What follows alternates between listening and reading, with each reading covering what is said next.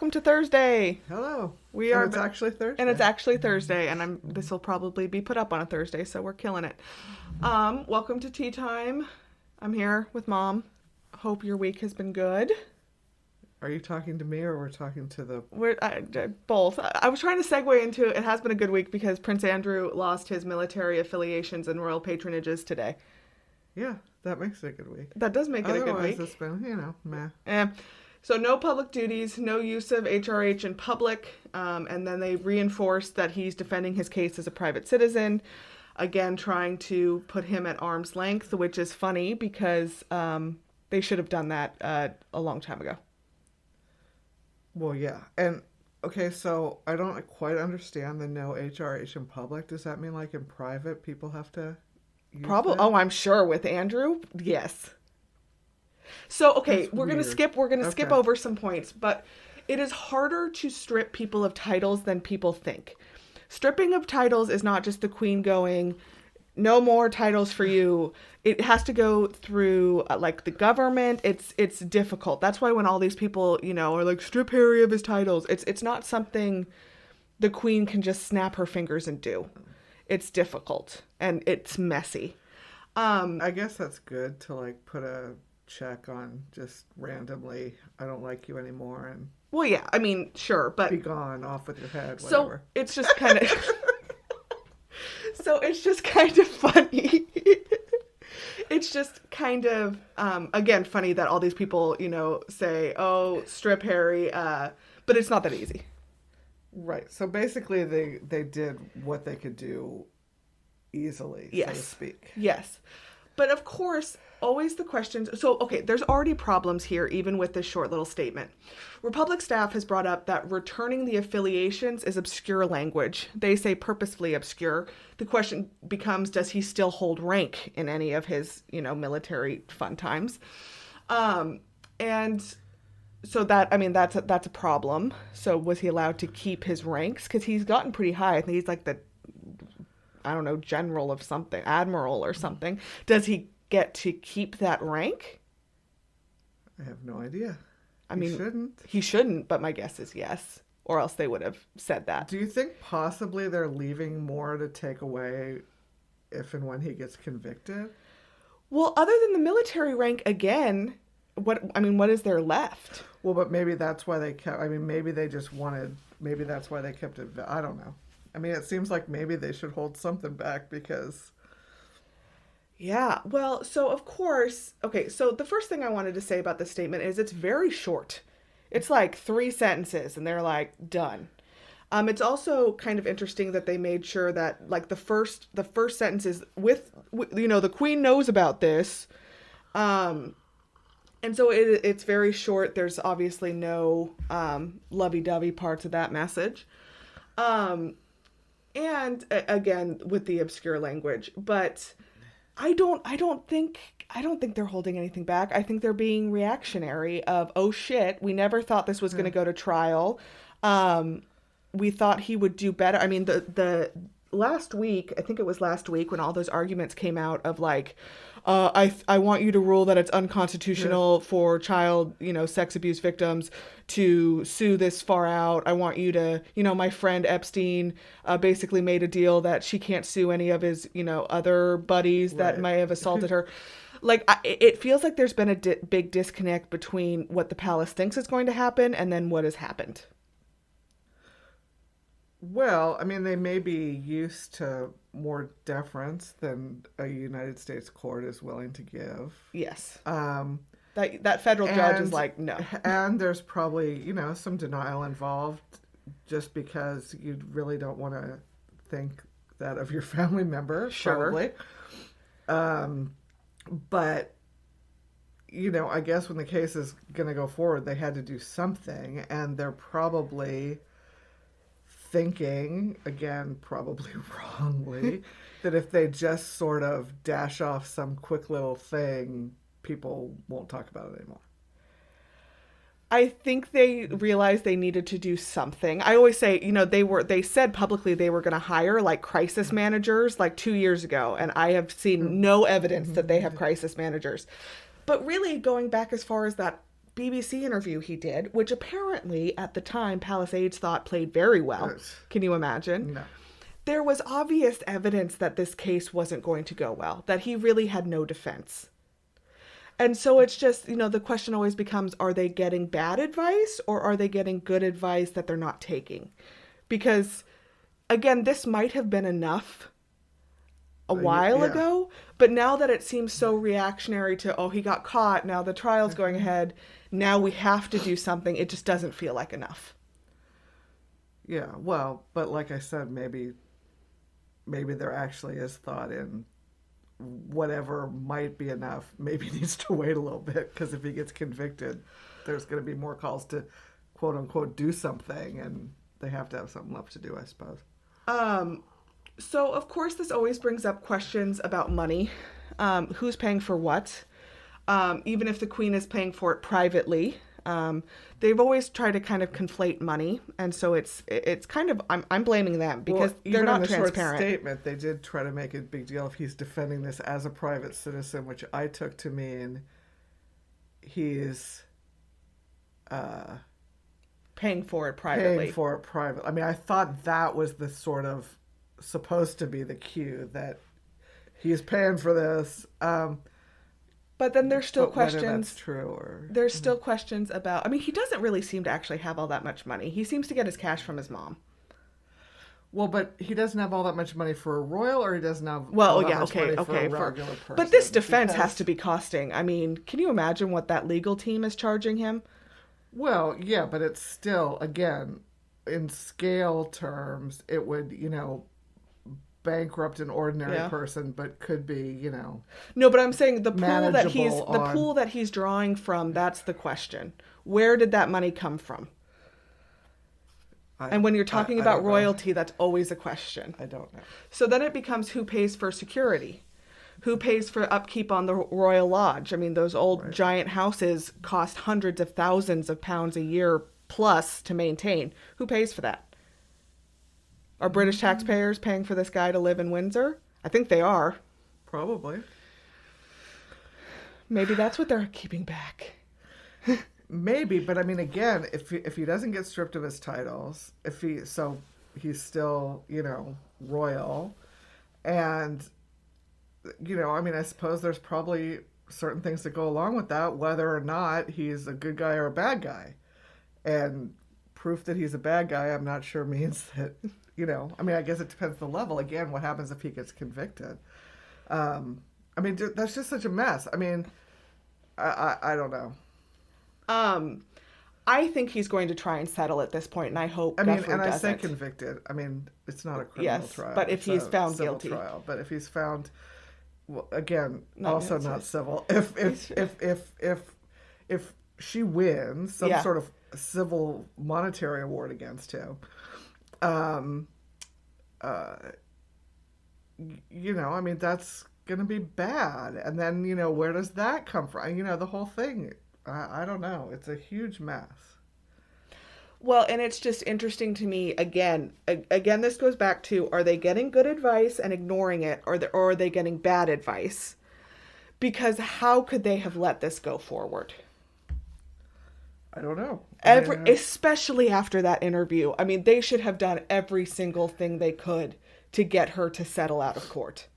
Well, yeah. Privately. Yeah. And instead, he is this blowhard who goes in there, and every leak, or I mean, it's public knowledge, people are in the court, reporting, is worse. It's worse and worse and worse. And if this thing goes to trial, can you imagine? No. Because he has to get up there, right? Well, I don't know. I don't know how all the jurisdictional stuff works out. I mean, I'm not sure. Well, I suppose there's ways. But, I mean, they'd probably have to go to court in England to get a subpoena that's valid and enforceable against Andrew. Yeah. You can't just issue a subpoena in the United States and expect any... you can't issue a subpoena in one state and get someone from another state to necessarily come somewhere without jumping through hoops.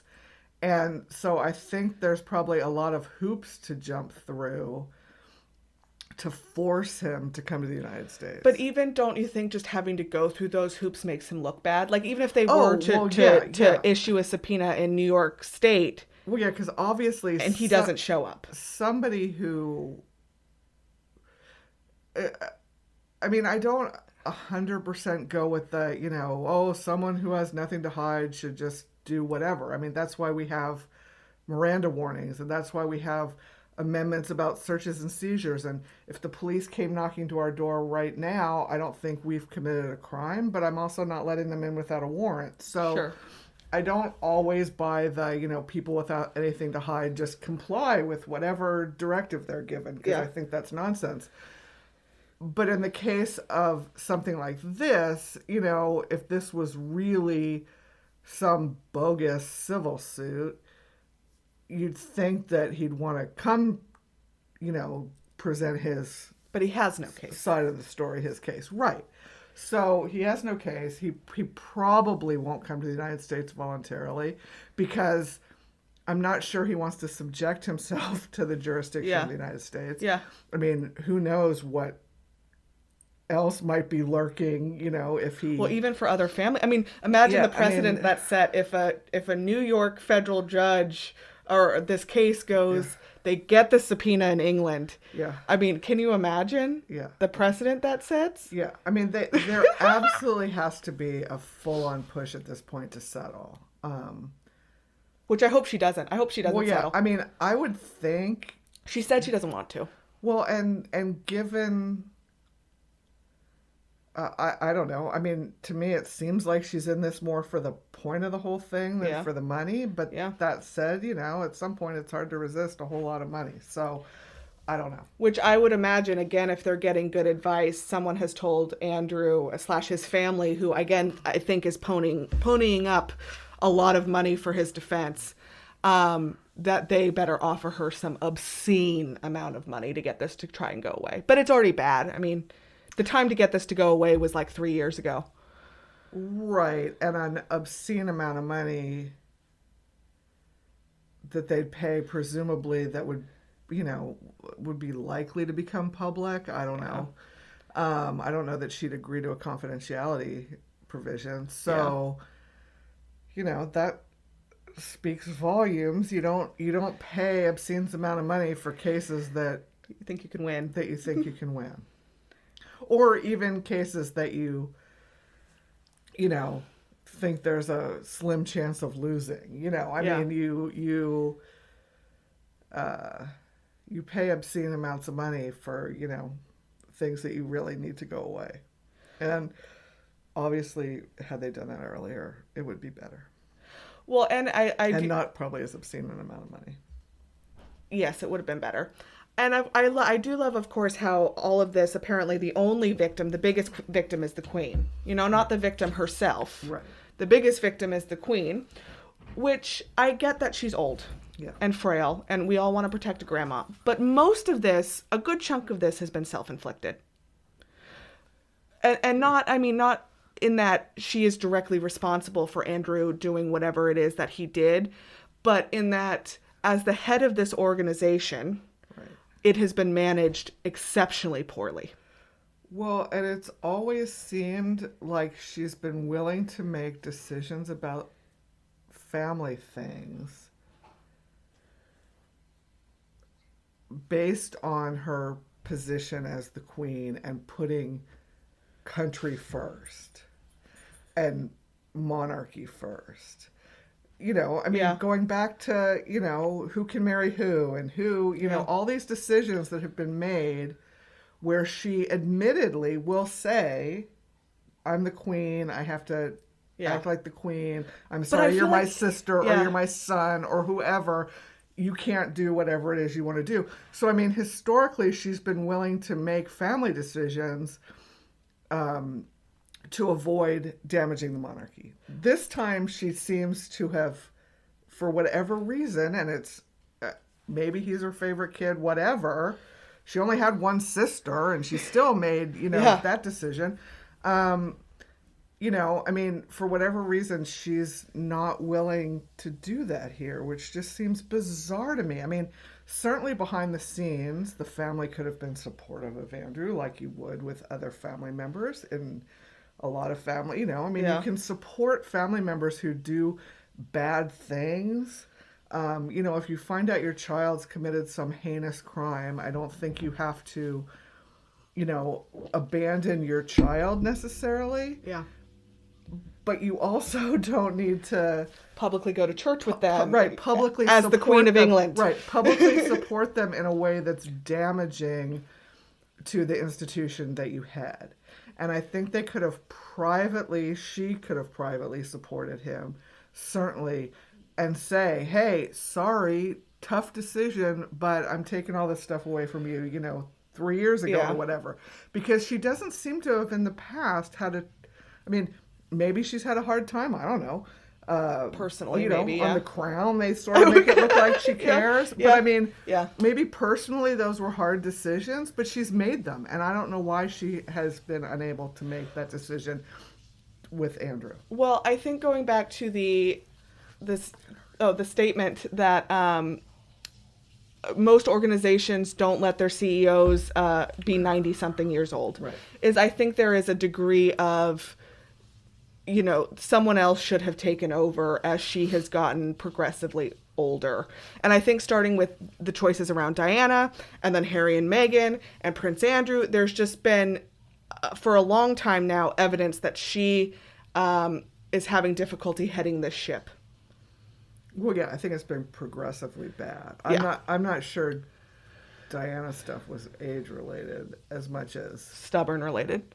yeah, and then it's just gotten, you know, progressively worse. Yes. And there just seems to be this thing with Andrew that I certainly don't understand, but So the other thing, obviously Harry and Meghan have nothing to do with this situation. Right. I want to be clear. But it always provides a contrast between the way they were treated versus the way Andrew was treated.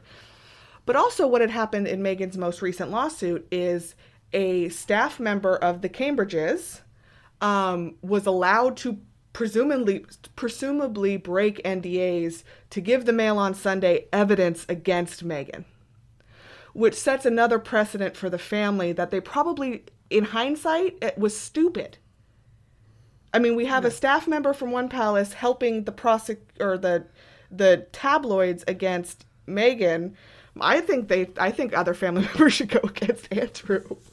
well, they should, but Andrew's not an outsider, is Yeah. not a woman, and is white.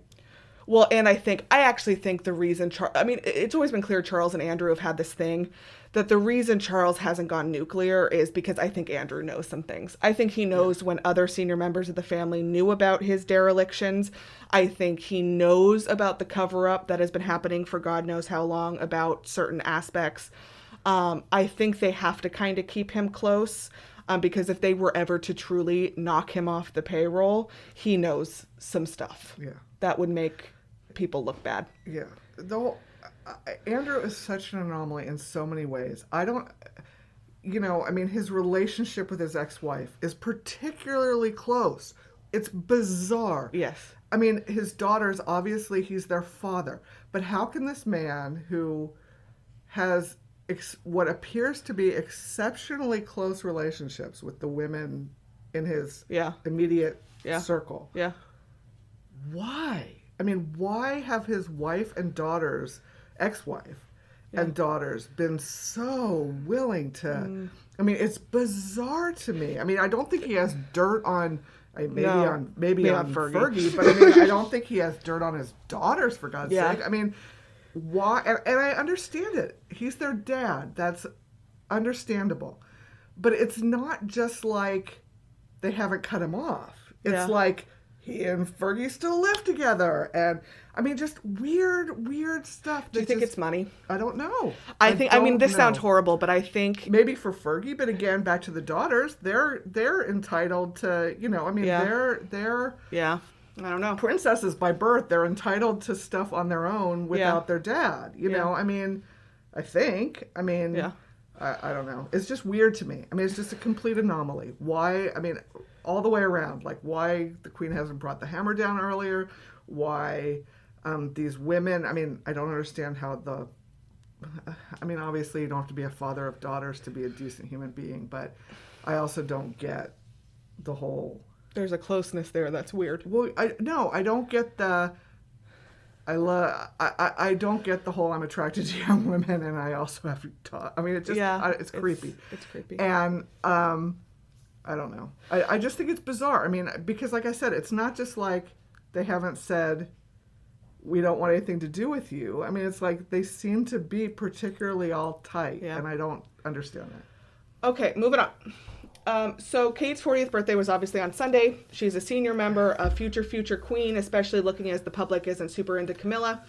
And I think the reaction to a milestone birthday for Kate should be worrying for the royal family. First was the lead up, and it was signaling that her birthday was going to be based around Meghan slander. There was almost no articles that talked about Kate without somehow shitting on Meghan, usually in the headline. And then Rebecca English had that article in the Daily Mail that we talked about last time too, and we know the Middletons have their own access to press. But the article was incredibly reactive. As someone said on Twitter, basically read like a laundry list of why she hasn't done more.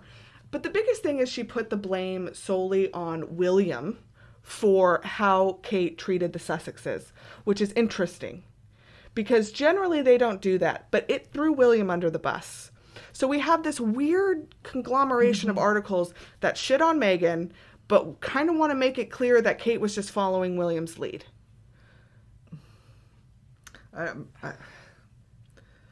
Maybe she's seeing writing on the wall and wants to carve out her own thing and thinks for some reason still, despite the fact that it has not gone well to date, that somehow putting Meghan down builds her up. Well, I think it's... article after article had sexist overtones, not undertones, just like straight up... Sorry, we had to pause because Mom was coughing. So anyway, article after article with sexist overtones. I was choking. Okay, you were choking. All comparing Kate to Meghan, and all mostly relying on Kate's appearance. And it's been my question for 11 years of what the hell are they going to do when Kate is no longer... when she ages out of being conventionally attractive? What are they going to do? Use other terms to describe her regalness? I don't know. I mean, that seems like even from her biggest supporters, which are the Rhoda, that again, the only thing they come back to is that she's very thin and she's pretty. Yeah. And to me, and those things will end. Putting emphasis on her thinness is bad just because I think she's too thin. And we've talked about this before. I mean, it doesn't seem healthy. But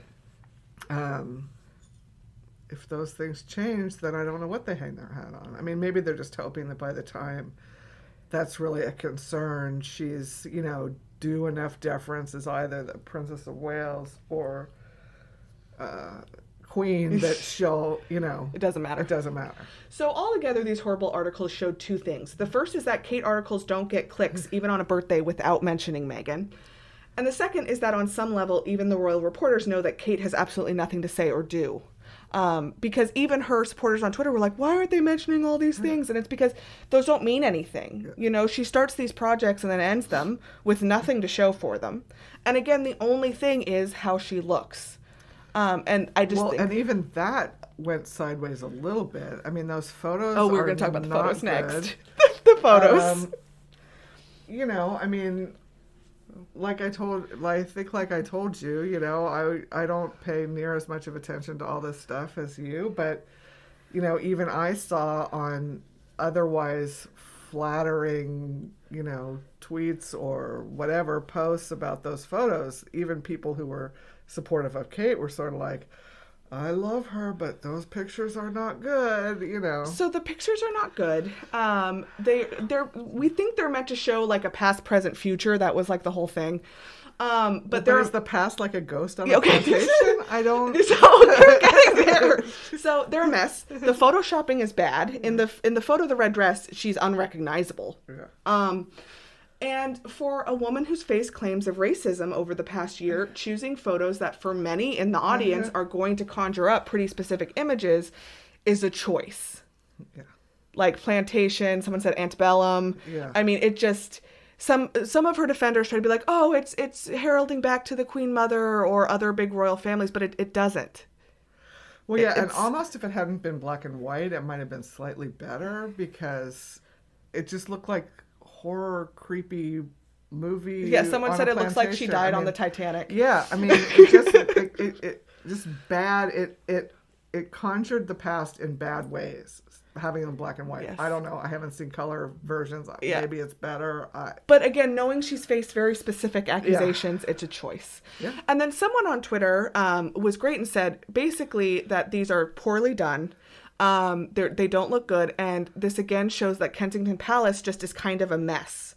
And that this is probably like something that Meghan would have looked at and said, yeah, we're not doing this. Yeah. Because she has more experience with stylists and, just overall presenting things to the public. And that if she had said no to something like this, like Kate obviously didn't, that she would have been accused of bullying. If some like shitty KP staffer was like, we're going to do these photos. And she was like, we're not going to do these photos because this is stupid. Bully. Right. And I guess they're taken by a famous photographer, whatever, but every photographer is not the right one for every situation. Yes. And in certain, and artistic kind of vision doesn't always mesh with the point or the, maybe there's some artistry to the black and white photo. I don't know. They weren't but good.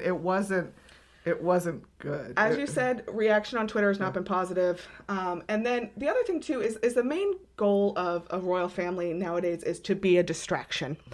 And these weird freaking photos did not distract. Because right now they're going through all that Boris Johnson stuff. They had all these parties, apparently, as people were dying alone. Business meetings. Oh, yeah. Yeah, whatever. But basically, this big 40th birthday thing for, again, a future queen did nothing. It was not a shiny look over here. It was, I saw a lot of tweets that are like, we're starving. Our politicians, partied as we died alone. And now we get these photos of the Duchess of Cambridge. What the hell? Yeah. Again, warning. These are warning signals. Yeah. At the very end of her birthday thing, we got an article from our favorite Richard about her focus is going to be on her kids for the next 10 to 15 years. Which is kind of interesting because it's always been kind of the thought that she would maybe start working more once she became the Princess of Wales. And this seemed like kind of them testing the water for what if she doesn't? Yeah. Well, and I don't know. How old is George now? 7 or 8, I think. Yeah, 14, 15. At least. Like 8, yeah. Or he'll turn 8 this year. If her focus was going to be on her kids, why didn't that start 8 years ago? It seems weird. Why do you... It's not like she's been super busy working, have some career, and now all of a sudden she's switching focus. Hasn't that been what she's doing for the last 8 years? Well, I think the timing part was it. It was basically like, this is it, don't expect more. Yeah, but the way they, again, to suddenly say, oh, she's going to focus on her kids, it just sounds like a change. And I don't know what's changed. Nothing. And they like to float things. You see this where they float little like, let me read these comments. What if she doesn't work more in 15 years? Yeah. What if she doesn't? I don't know. I think the power dynamics have changed and she's not going to do anything and it's whatever. Okay, last thing. We'll get Mom out of here because she has to work. So right now they're having issues with their prime minister. Again, partying, work parties that didn't know they were parties, even though there was booze, whatever. Yeah. And an invitation. Yeah, happens all the time. But also kind of at this same time, we haven't seen the Queen standing up in public since October. She's thinner. She's frailer in appearance. She lost a long-term spouse last year. She's 95 years old. She's 95 years old, although her mom did live to like 102. Yeah. It's beginning, there's all those Weekend at Bernie's, rumors, which I don't think are true. I just think that's too big of a secret to keep. But it's obvious that the Queen has declined. Yeah. And it just seems like all these things are happening at once. Prime Minister issues, Andrew issues. Harry and Meghan are still thriving over there, which kind of creates a a comparison that does not benefit the royal family to anyone except their biggest supporters. Charles, no one really likes Charles. No one, when they think about it, really likes William, and he has a wife who's not planning to work for, another 10 to 15 years. It just seems like there's a lot of stuff. Yeah. And I don't know. I keep seeing all that, I think they're pushing this whole Jubilee, whatever issue. And it seems like maybe that's just complete wishful thinking. And I don't know. I mean, it's I think with somebody that age, it's hard to get it. You shouldn't be planning too far ahead. I mean, and I say that. I mean, I don't mean that in any sort of disrespectful way. I mean, it's just, I think they're so desperate for something good that they can't focus on one more bad thing. And if the Queen's in a bad way, I think it's just too much. I think, I just think it's just one more thing. And, I mean, there's probably some, fairly big well of public sympathy that would be out there of fessing up to the fact that the Queen is maybe not in the best way. Yeah. But that doesn't seem to be the way of that's monarchy quickly ever. And, But that would be quickly followed up by the realization that if the Queen's not in a good way, who follows her up? Right. Well, which is, I think, and then, I mean, in a lot of ways, it may not be that such that they're getting bad advice, but that they just don't have a whole lot of good choices at this point. But again, I go back to that is in a lot of ways her fault. In that the way Prince Charles has been managed from Diana on, any other monarch, and there have been other European monarchs who have abdicated. A 90-something-year-old, I know she made that speech, I promise my life, whether long or short, but there are going to be age-related changes, and if her life is very long, there could have been a way for her to kind of step back, and there isn't, because her second in line, or her first in line after her, everyone hates Loki. Right. I mean, seriously, no one's going to hold it against her for something she said 70 years ago. If she wanted to say 2 or 3 or 5 years ago, I'm good. abdicating. I'm good. I'm good. Yeah. I mean, no one would have held that against her, I don't think. I mean, I'm not subject of the Queen, but I mean, I can't believe that anyone really would have said, hey, wait a second, but when you were 25, you said, whether long or short. Yeah, I mean...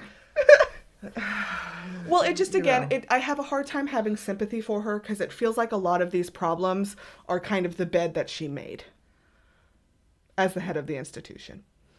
Yeah. I mean... It feels like these are kind of consequences of the leadership of that institution, and if she has stayed in the position of monarch, she has kept herself in the position of the leader. Well, at this point, I don't even see that it's really... I mean, I'm not sure there's even that much to... The people I don't feel sorry for are all the other ones in the younger generations. Because, I mean, at this point, it kind of... I mean... I don't know how much active decision-making the Queen... I just don't even know how much of this, at this point, is really on her as opposed to, But I think the other members of the family and or the people who are involved in the day-to-day running of... But I think we're starting to see the consequences of decisions that were made a long time ago.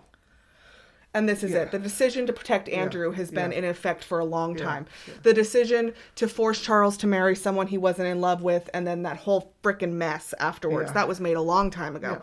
Yeah. I think we're starting to see, I have been seeing what those decisions led to. So that's why it's just hard to have sympathy, because I feel like, I don't know, I feel like she's kind of reaping what she sowed as the leader of that organization, which is crap.